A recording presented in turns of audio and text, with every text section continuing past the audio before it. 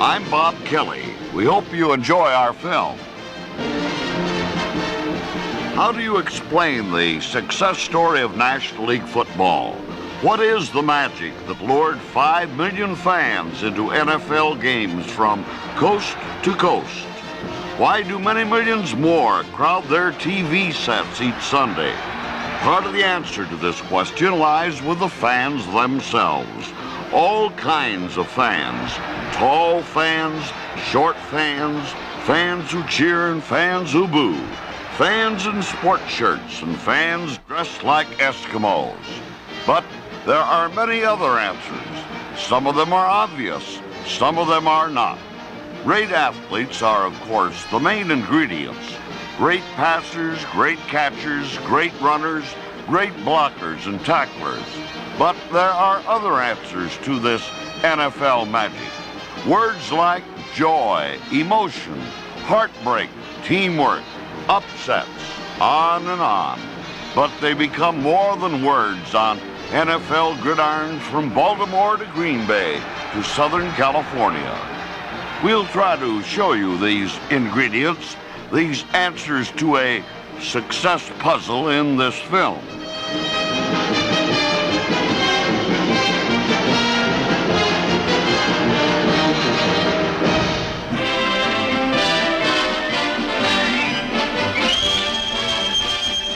What is NFL football? It's runners and gunners. First, let's take a look at the runners. Men who excel because they have amazing speed, or coordination, or strength, or as you will soon see, because they have all three.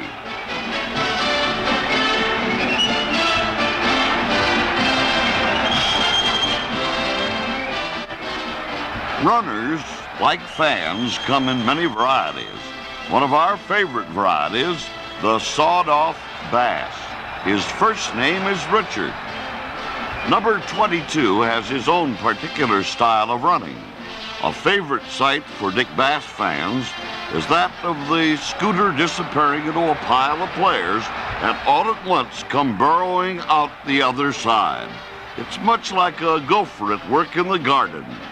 Among Dick's assets are quickness, a low center of gravity, which gives him deceptive power, and that subtle change of pace, which nets a few extra yards in a broken field. Oh yes, Bass may not have blinding speed, but still is fast enough. Lester Josephson, number 34, is difficult to classify as a runner. But if confined to one word, you might choose the word tough. Josie is a tough runner.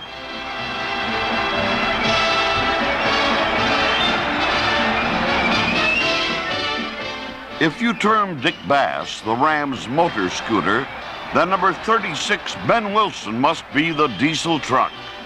Ben is the type of runner who does most of his damage with the sheer force of the blow he delivers.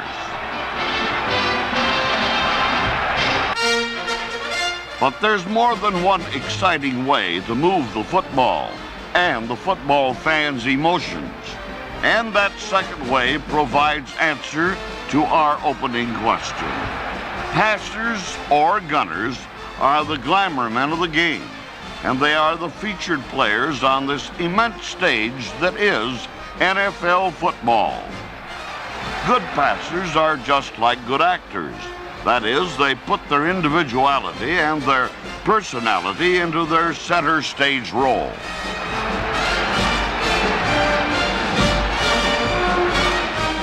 The Rams' Bill Munson, for instance, is a cool customer both on and off the field of battle.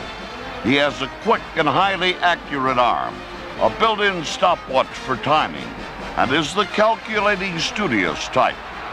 Munson is particularly effective at throwing the short, quick passes, and tight end Marlon McKeever is one of his favorite targets.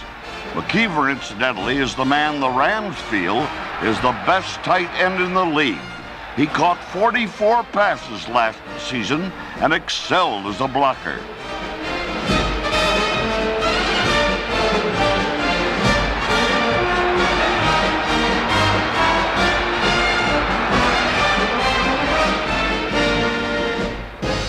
Gabriel is a man who loves his work and brings great ability into it. I think he could throw a football through a brick wall, a rival coach once said. He's as strong as most linebackers, commented another. But strength of arm and body are only two of Gabe's assets. He's an excellent faker, too. But first and foremost, Gabe's a competitor. He'll fight you.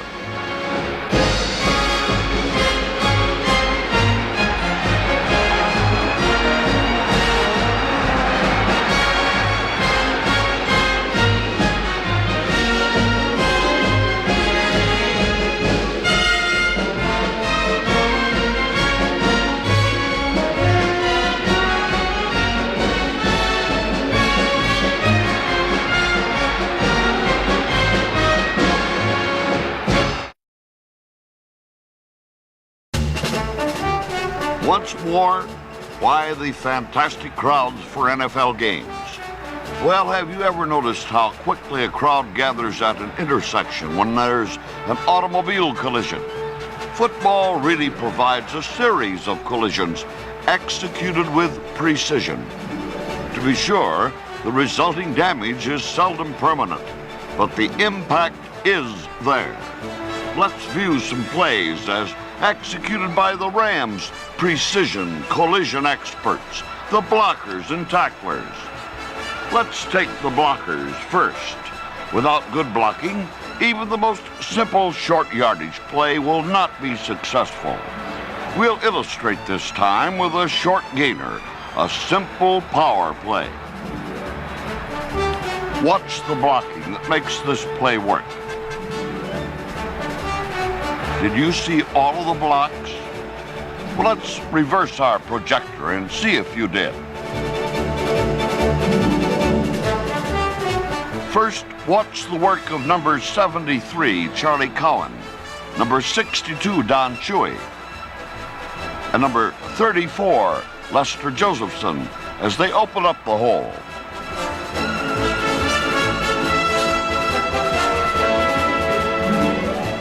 But even this is not the entire blocking story. On the other side, away from the play, number 50, Ken Iman, number 71, Joe Schiavelli, and number 70, Frank Vericchione, prevent their defensive opponents from plugging up the hole.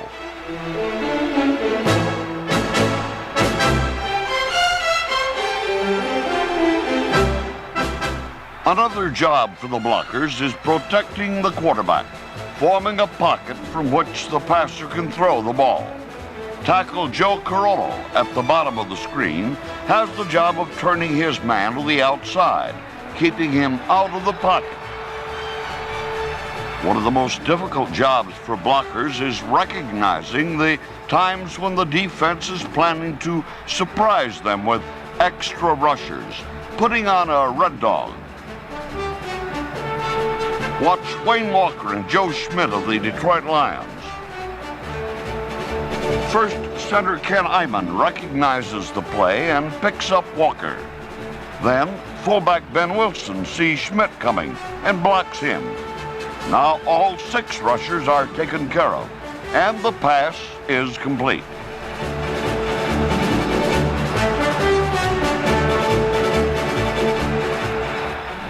A third type of block is the downfield block.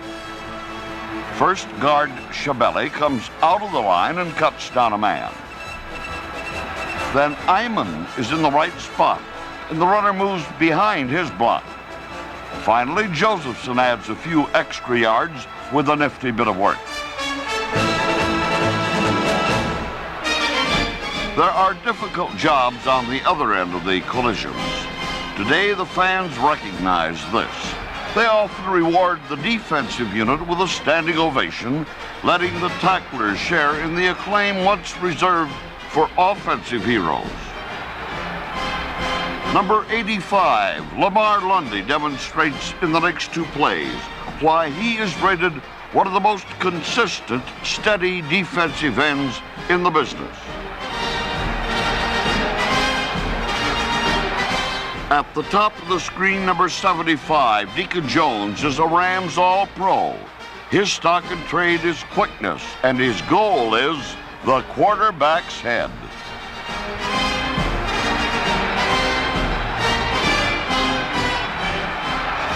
Rosie Greer excels because of strength and savvy, and he's better than most at stopping the run.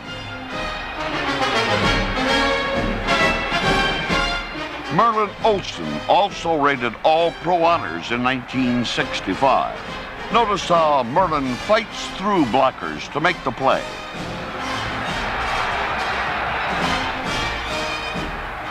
And as if 6'5", 285-pound Merlin needs any help, he gets it here from Eddie Metter, who led the Rams in tackles in 1965 and came up with enough big plays to earn the award as the club's most valuable player.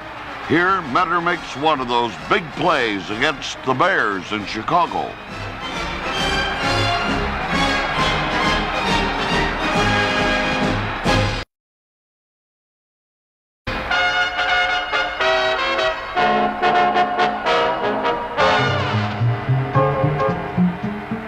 Gladness, sadness, and madness.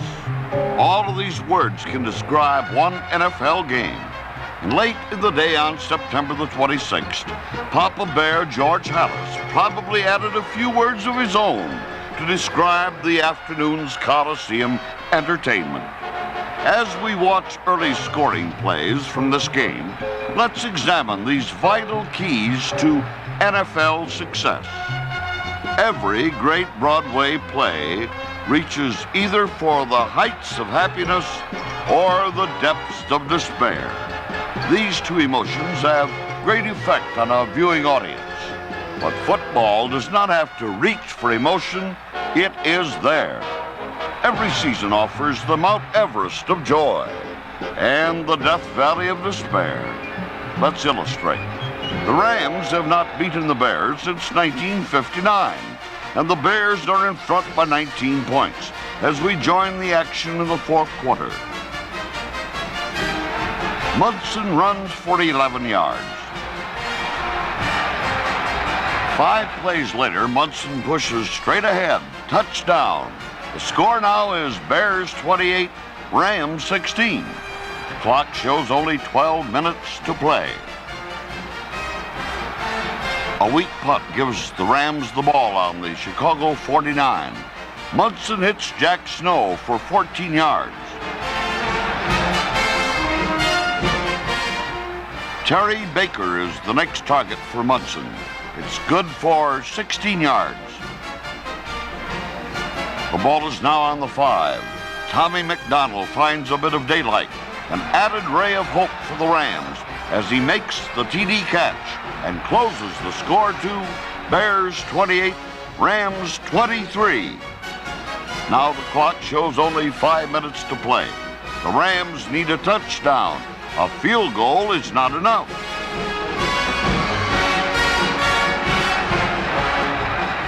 It's McDonald's turn again as the drive nears midfield. The play nets 12 yards. Patient, despite the most impatient clock, Munson took 7 more plays to move to the Chicago 10. Only 34 seconds remain as he takes the snap, locates Baker and fires. Terry makes a leaping catch, and the comeback is complete. Who could ask for more than a 21-point fourth quarter rally? As we said, it's the Mount Everest of joy. Final score, Rams 30, Bears 28.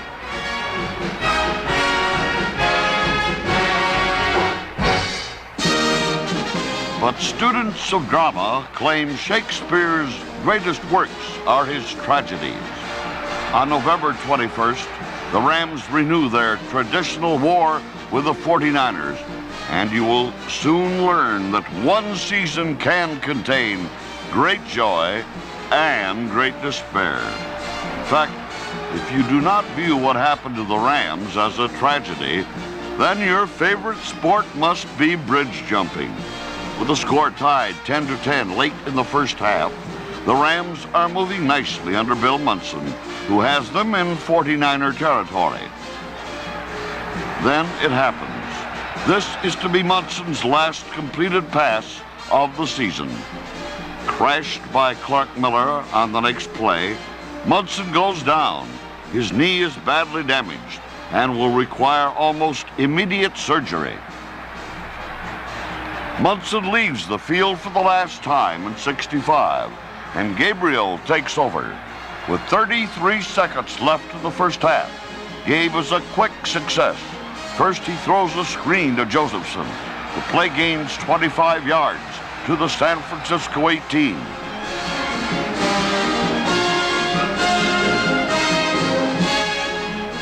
Next, he goes to McDonald.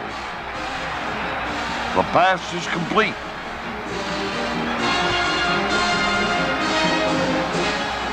To the San Francisco 3.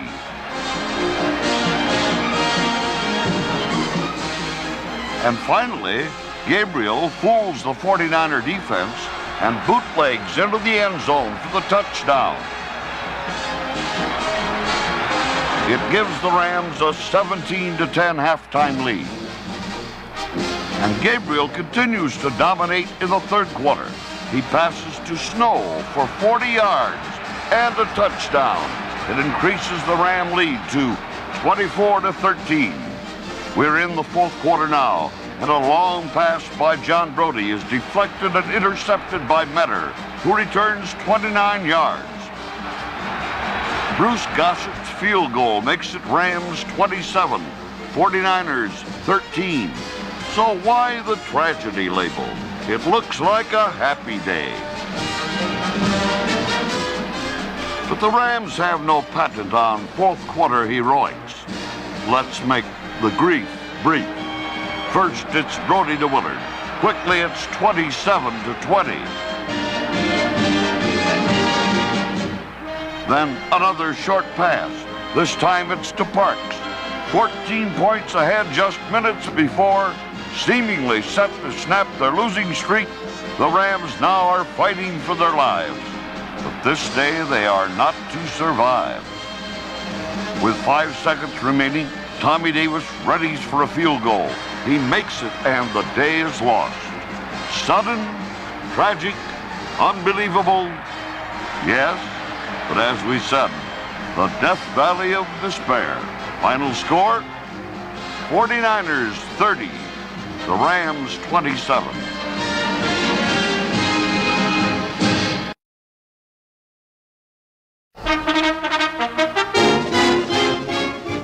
Pro football also is hot dogs and underdogs. Let's explain this one. Every football fan develops an intense loyalty to his team, and in many cases, optimism is his most staunch ally. Ram fans suffered through a long losing streak in 1965, then groaned as they checked the schedule for the final 4 games. Green Bay, St. Louis, Cleveland, Baltimore, the 4 big guys all in a row. But pro football also is the unexpected, and in these next 4 weekends, the Rams made even their most optimistic fans blush with delight. The defense was giving Gabriel more and more scoring opportunities. Youngsters like Chuck Lamson, Tony Guillory, Doug Woodleaf, and Fred Brown, Clancy Williams, and Dan McElhaney teamed effectively with old pros like Metter and Dan Curry.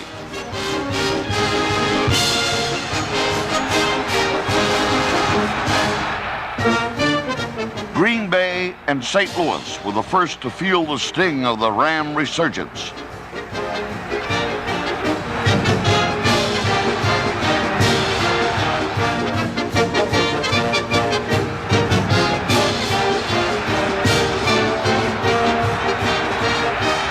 Gabriel now is playing his finest football.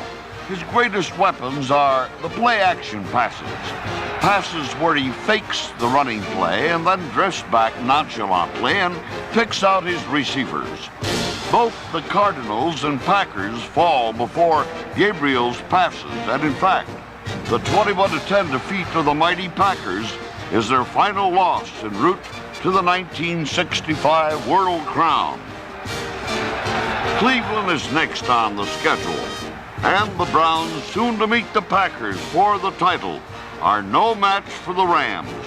Gabriel throws 5 touchdown passes, and the Rams humiliate Cleveland 42-7. Only Baltimore stands between the Rams and a 4-game sweep, but the Rams miss by just 1 minute. However, they do prove again to NFL fans that there's little difference between hot dogs and underdogs.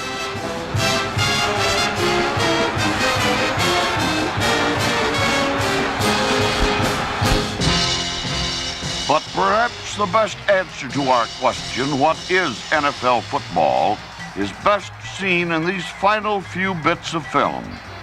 The Rams, through disappointments in 1965, never quit trying, never quit playing with both emotion and devotion.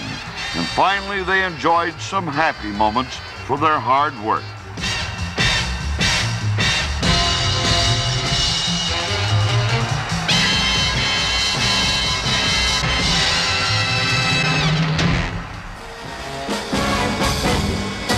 And that's NFL football, a small piece of life itself, crammed into 60 minutes on a Sunday afternoon. It's success, failure, nice guys and villains, war and peace, the old college try, plus a bit more. Most of all, it's entertainment.